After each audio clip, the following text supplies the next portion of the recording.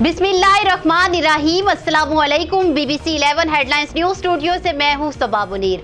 आपको अपडेट करें लाहौर से, जहां हमारे नुमाइंदा खसूसी बिलाल बलोच के मुताबिक लाहौर में मुआविन खसूसी पंजाब फिरदौस आशिक अवान का असिस्टेंट कमिश्नर सियालकोट के मामले पर मरियम नवाज की तनकीद पर रद्द अमल सामने आ गया।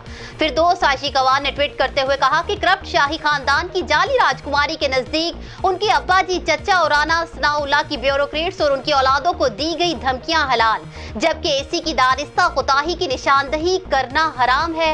अवाम जान चुके शाही खानदान के करप्ट लुटेरों का मकसद करप्शन बचाना, जबकि हमारा मकसद अवामी मफाद का तहफ़्फ़ुज़ है। फिरदौस आशिक अवान ने कहा कि तहरीके इंसाफ हुकूमत माफिया के खिलाफ जंग जारी रखे हुए है।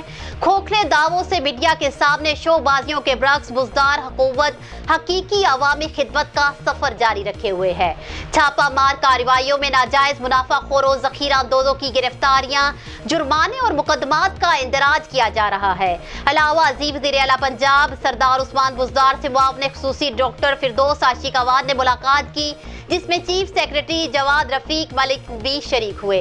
डॉक्टर फिरदौस आशिक अवान ने सियालकोट रमजान बाजार वाक़े की रिपोर्ट पेश की और रमजान बाजार में नाकिस अशिया ज़रूरिया के हवाले से भी आगाह करते हुए ज़िला इंतज़ामिया की नाकिस पॉलिसी से भी ब्रीफ किया। वज़ीर आला ने चीफ सेक्रेटरी से वाक़े की तफसीली रिपोर्ट मांग ली।